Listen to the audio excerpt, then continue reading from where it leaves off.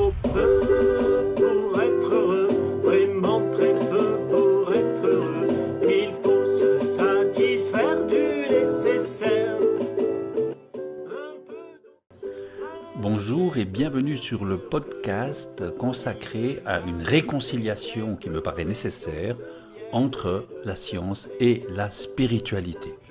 Comme le disait Marcel Proust, on ne reçoit pas la sagesse, il faut la découvrir soi-même après un trajet que personne ne peut faire pour nous, ne peut nous épargner.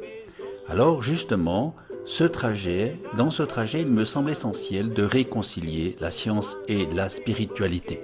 Il faut dire que c'est pas gagné parce que depuis plus de 70 ans maintenant, nous vivons avec une science déterministe qui nous a expliqué que nous sommes le résultat d'un Big Bang, d'une explosion primitive qui a constitué notre univers, une explosion qui l'a mis en expansion, une expansion qui va finir après des milliards d'années par revenir en Big Crunch ou alors par se dissoudre dans d'énormes trous noirs.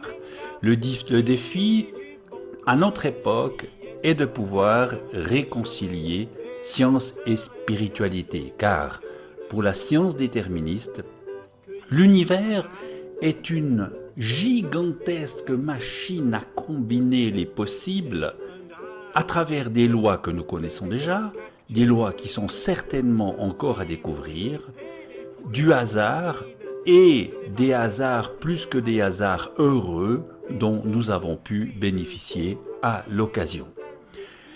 Cet univers machine ne nous a pas privilégiés. Il ne fera rien de spécial pour nous et nous devons donc tout lui arracher. C'est ainsi que les déterministes voient les choses. Est-ce encore d'actualité? Peut-on encore penser la science de cette manière? Plusieurs physiciens, dont Nassim Haramein ou Philippe Guillemont, considèrent plutôt que l'univers est une entité vivante, une entité holographique, pour le dire plus précisément, et donc le défi contemporain sera lié à la redécouverte de l'éther.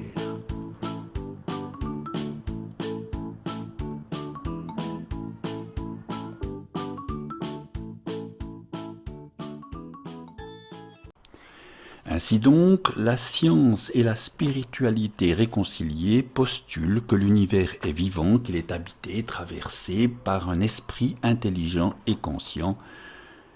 Mais sur un plan philosophique, cela nous met en situation paradoxale. Si tout est vie, vibration, information, énergie, et ensuite évidemment sous forme de matière aussi, cela nous place paradoxalement entre le néant, le rien qui ne peut pas exister, et l'absolu qui serait l'équilibre parfait et donc l'équilibre figé.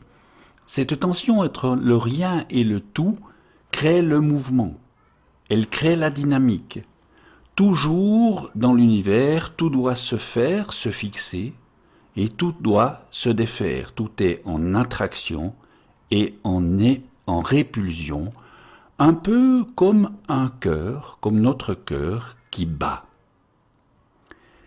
Ce mouvement est mouvement vers un souverain bien, c'est-à-dire vers un équilibre.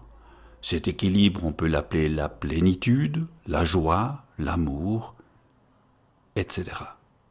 Impossible d'échapper à ce mouvement, impossible de l'arrêter, car il est chevillé au fonctionnement de l'univers, comme à celui de notre corps. Ici, même la mort ne l'arrêtera pas. Nous changerons simplement et probablement d'état vibratoire.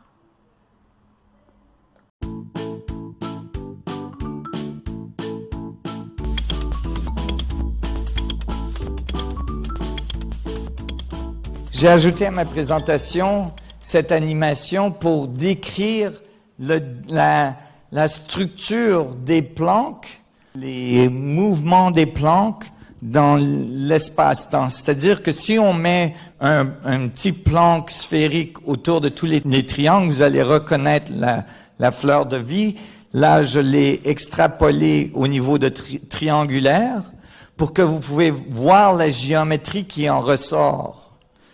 Quand les planques oscillent, la danse que ce champ électromagnétique fait crée des géométries qui sont considérées des géométries sacrées dans presque toutes les traditions autour du monde.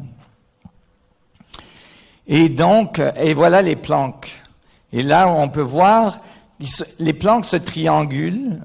On peut dire se triangulent. C'est un nouveau mot. Et ça crée ces géométries. Et ça, je ne l'ai pas publié encore. Je voulais vous le montrer.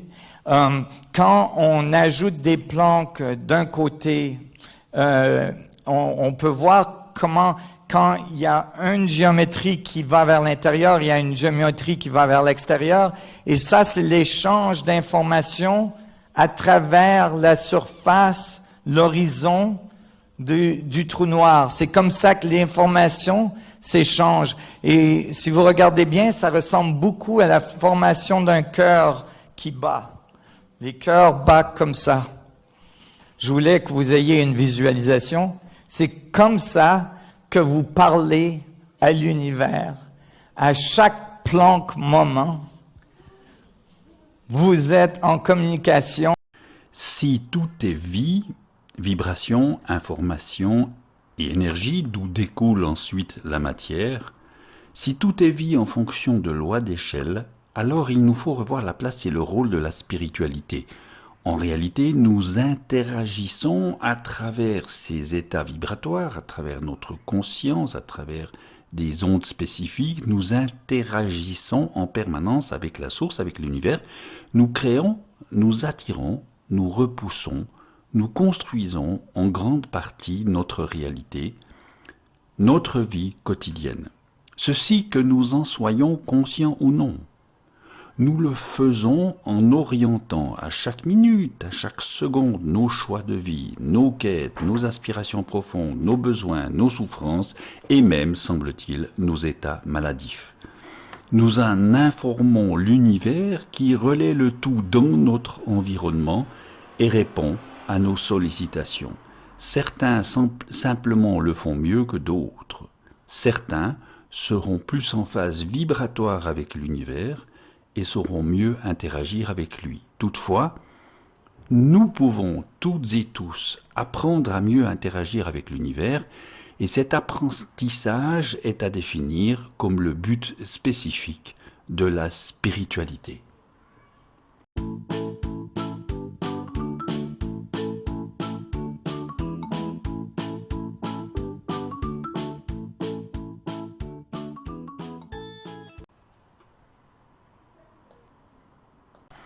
Nassim Haramein nous explique que nous laissons de l'information sur le champ électromagnétique de la mémoire de l'espace-temps.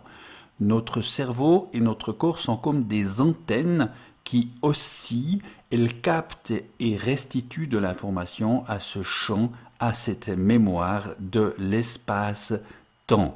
Notre corps, tel un oscillateur biocristal, agit comme un circuit électrocinétique. Les biomolécules, les cellules, les tissus constituent, eux, les nœuds recevant, intégrant, traitant et transmettant l'information. Ainsi, la conscience n'est pas produite par le cerveau lui-même. Celui-ci agit plutôt comme un récepteur, émetteur, transmetteur, et le mental est l'interprétation de l'information donnée et reçue quand elle est captée par notre antenne biocristalline. Qu'en est-il alors de la loi d'attraction? Eh bien, les coachs spirituels nous expliquent que tout est en réalité fait de vibrations, d'informations et d'énergie. Nos pensées, nos sentiments, nos émotions ou nos convictions intimes sont des états vibratoires qui peuvent être bien entendu passagers ou durables, positifs ou négatifs, d'une intensité variable et d'une importance plus ou moins forte. En focalisant notre attention sur quelque chose, nous créons une vibration dominante qui, en vertu de la loi d'attraction, va attirer autour d'elle ce qui est de même nature. cela revient en quelque sorte à orienter nos futurs. Si en revanche l'attention est centrée sur le manque ou l'absence, les émotions sont alors dominées par le pessimisme, l'inquiétude, le découragement, la colère, l'insécurité et la dépression qui vont attirer autour de nous ce qui est de même nature. Car la loi d'attraction est à considérer comme une sorte de système de gestion universel faisant en sorte que toutes les vibrations de nature similaire s'alignent ensemble. Le savoir est ainsi primordial car cela permet d'être plus attentif à ce que nous attirons dans notre vie, d'en prendre conscience et de changer ce qui nous correspond ou ne nous convient pas. Comme nous l'avons dit précédemment, le vide quantique, la matrice, le champ est composé d'une infinité d'échelles, donc d'une infinité de tailles différentes. Ces échelles sont en résonance fractale et harmonique, c'est-à-dire que depuis la plus petite, l'échelle de Planck, puis en passant par le proton, nos cellules, le corps, les planètes, les galaxies, etc., tout doit être en résonance harmonique. L'état d'harmonie ou de disharmonie entre deux types de corps de ce champ, deux échelles ou deux corps de la même échelle, peut être bénéfique ou négatif. L'harmonie, l'équilibre d'un corps humain avec ses milliards de cellules et ses milliards d'atomes est à la fois naturel et fragile, le déséquilibre pouvant provoquer un dysfonctionnement d'un certain type de corps comme des cellules. La communication entre les cellules, par exemple, est extrêmement importante pour entretenir cet équilibre. Ça peut être une anomalie de conscience, de fausses croyances, ça peut venir d'une culpabilité ou encore d'une peur qui vient déséquilibrer l'équilibre chimique cellulaire de notre biologie. Nous vibrons déjà, à toutes les échelles, depuis la plus petite de Planck, qui constitue tous nos atomes, nos molécules, nos cellules, nos organes, depuis cette fréquence de Planck jusqu'à l'univers. Il faut voir des cercles concentriques. Le cercle central, c'est Planck, puis des cercles concentriques autour du cercle central de Planck, ce sont les atomes, les molécules, les cellules, les organes, puis le dernier cercle, notre corps entier. La fréquence de notre corps entier est l'amas, le résultat de toutes ces fréquences. Donc, au plus petit niveau, nous vibrons déjà à la fréquence du vide. Mais notre fréquence personnelle, dans notre corps, vibre différemment à une fréquence plus grande, moins énergétique. Chaque niveau de Planck, atome, molécules, cellules, organes, corps, vibre à une certaine fréquence. Et si toutes ces fréquences sont bien alignées en résonance harmonique, chaque niveau sera en bonne santé depuis Planck à notre corps et certainement plus loin avec la planète, le soleil, le système solaire, la galaxie, l'univers, etc.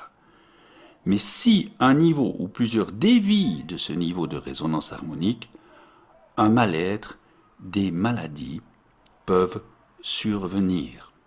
Et c'est là précisément un des enjeux majeurs de la spiritualité en lien avec la science, une science unifiée qui peut nous aider à y voir plus clair. On ne reçoit pas la sagesse, il faut la découvrir soi-même après un trajet que personne ne peut faire pour nous, ne peut nous épargner, disait Marcel Proust. C'est tout à fait vrai et nous aurons à y revenir. Alors, je vous dis à bientôt, peut-être, pour un nouveau podcast. Il en faut peu pour être heureux, vraiment très peu pour être heureux. Il faut